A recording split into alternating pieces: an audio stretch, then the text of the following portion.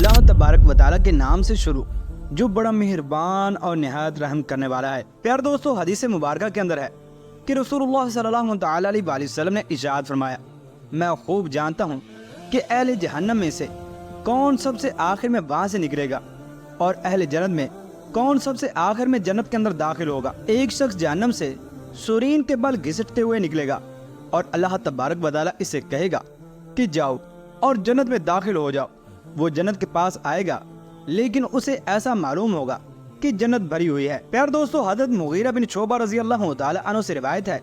کہ رسول اللہ صلی اللہ تعالیٰ علیہ وآلہ وسلم نے ارشاد فرمایا، موسیٰ علیہ السلام نے اپنے رب سے پوچھا کہ سب سے کم درجے والا جنتی کون ہے؟ اللہ تبارک و تعالیٰ نے اپنے پیارے کلیم حضرت موسیٰ علیہ السلام سے ارشاد فرمایا، اے موسیٰ، سب سے کم درجے والا جنتی وہ شخص ہے جو سب جنتیوں کے جنت میں جانے کے بعد آئے گا اور اسے کہا جائے گا کہ جنت میں چلا جا۔ وہ کہے گا، اے میرے رب،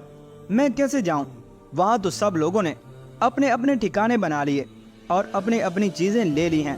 اسے کہا جائے گا، کیا تو اس بات پر راضی ہے کہ تجھے اتنا ملے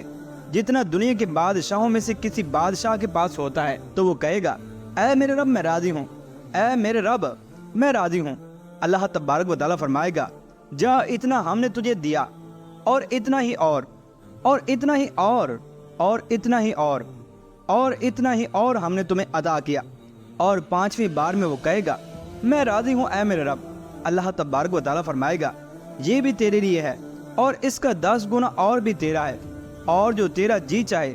اور جو تجھے اچھا نظر آئے وہ بھی تیرا ہے۔ وہ کہے گا، اے میرے رب، میں راضی ہو گیا۔ پھر حضرت موسیٰ علیہ السلام نے پوچھا، اے میرے رب، سب سے بڑے درجے والا جنتی کون ہوگا؟ تو اللہ تبارک و تعالیٰ نے اپنے پیارے کلیم حضرت موسیٰ علیہ السلام سے ارشاد فرمایا، وہ لوگ ہیں کہ جن کو میں نے خود چنا اور ان کی بزرگی اور عزت کو میں نے اپنے ہاتھ سے جمایا اور اس پر مہر کر دی۔ نہ تو کسی آنکھ نے دیکھا اور نہ کسی کان نے سنا اور نہ کسی انسان کے دل میں کبھی خیال بن کر گزرا ہے۔ ابن مسعود رضی اللہ تعالی عنہ سے روایت ہے کہ رسول اللہ صلی اللہ تعالی علیہ وآلہ وسلم نے ارشاد فرمایا، میں خوب جانتا ہوں کہ اہل جہنم میں سے کون سب سے آخر میں وہاں سے نکلے گا اور اہل جنت میں کون سب سے آخر میں داخل ہوگا۔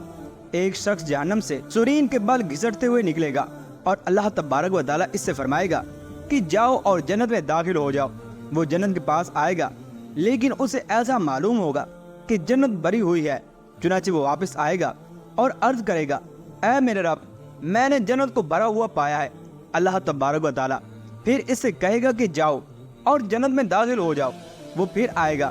لیکن اسے ایسا لگے گا کہ جنت بھری ہوئی ہے۔ وہ واپس لوٹے گا اور عرض کرے گا، اے رب، میں نے جنت کو بھرا ہوا پایا ہے۔ اللہ تبارک و تعالیٰ ارشاد فرمائے گا، جاؤ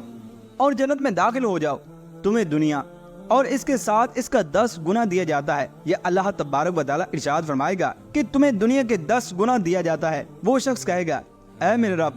تو میرا مذاق بناتا ہے حالانکہ تو شہنشاہ ہے۔ حضرت عبداللہ بن مسعود رضی اللہ تعالیٰ عنہ کہتے ہیں کہ میں نے دیکھا اس بات پر رسول اللہ صلی اللہ تعالیٰ علیہ وآلہ وسلم ہنس دیے، یہاں تک کہ آپ صلی اللہ تعالیٰ علیہ وآلہ وسلم کے آگے کے دندان مبارک ظاہر ہو گئے،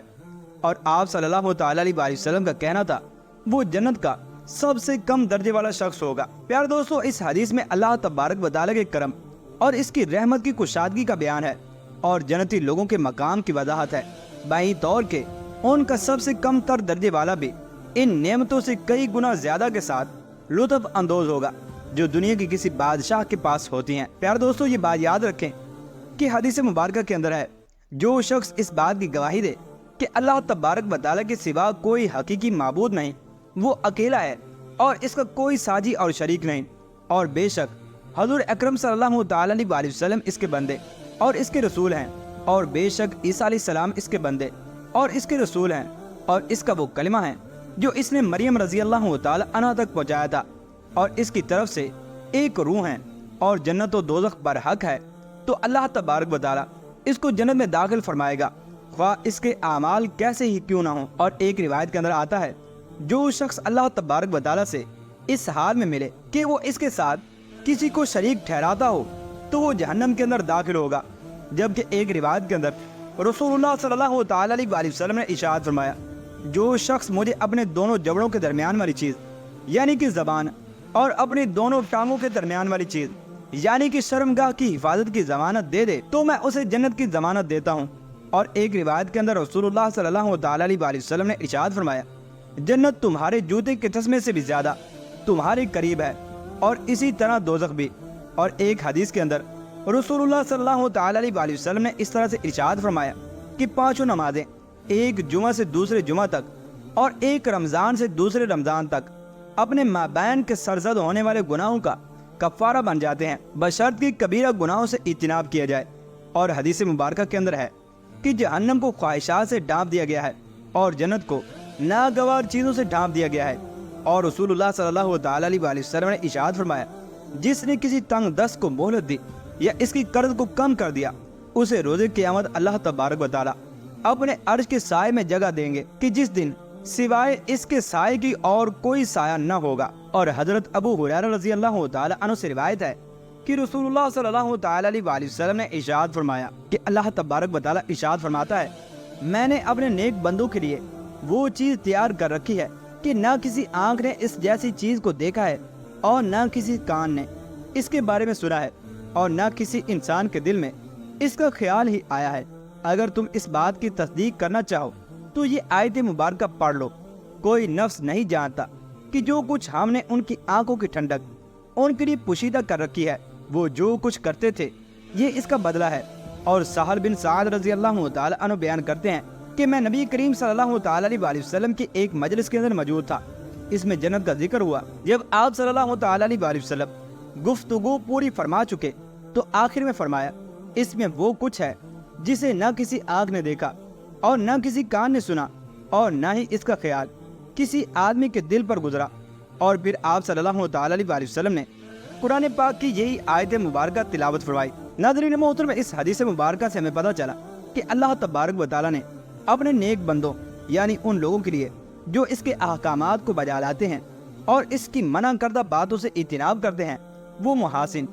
اور خیرہ کر دینے والی خوبصورت اشیاء تیار کر رکھی ہیں کہ جنہیں کسی آنکھ نے نہیں دیکھا، اور ایسے ہی بے خود کر دینے والی آوازیں اور من پسند اوصاف تیار کر چھوڑے ہیں جنہیں کسی کان نے نہیں سنا۔ جہاں بطور خاص آنکھ اور سماعت کا ذکر کیا گیا کیونکہ انہی دونوں کے ذریعے سے زیادہ تر محسوسات کا ادراک ہوتا ہے، چکھنے، سونگنے اور چھونے کے ذریعے ان سے کم ادراک ہوتا ہے۔ ولا خطر علی قلب بشر، یعنی ان کے لیے جنت میں جو دائمی نعمتیں تیار ہیں ان کا خیال تک کسی دل پر سے نہیں گزرا۔ اس سے ہر وہ شے جس کا خیال انسان کے دل میں آتا ہے جنت میں اس سے بہتر ان کے لیے موجود ہے، کیونکہ انسان کے دل پر صرف انہی اشیاء کا خیال آتا ہے جنہیں وہ جانتے ہیں، اور ان کے خیال کے قریب وہی اشیاء ہی آتی ہیں جن کی وہ پہچان رکھتے ہیں، جبکہ جنت کی نعمتیں ان سے کہیں برتر ہیں۔ یہ سب کچھ اللہ کی طرف سے ان کے لیے بطور تکریم ہوگا، کیونکہ انہوں نے اللہ کے احکامات کی بجا آوری کی ہوگی، اس کی حرام کردہ باتوں سے اجتناب برتا ہوگا اور اس کے راستے میں مشقتیں برداشت کی ہوں گی، چنانچہ بدلہ عمل ہی کی جنس سے ملے گا۔ اللہ تبارک و تعالیٰ سے دعا ہے کہ اللہ تبارک و تعالیٰ ہمیں جنت کے اندر بلا حساب و کتاب داخل ہونے اور وہاں کی نعمتوں سے لطف اندوز ہونے کی توفیق عطا فرمائے۔ آمین یا رب العالمین۔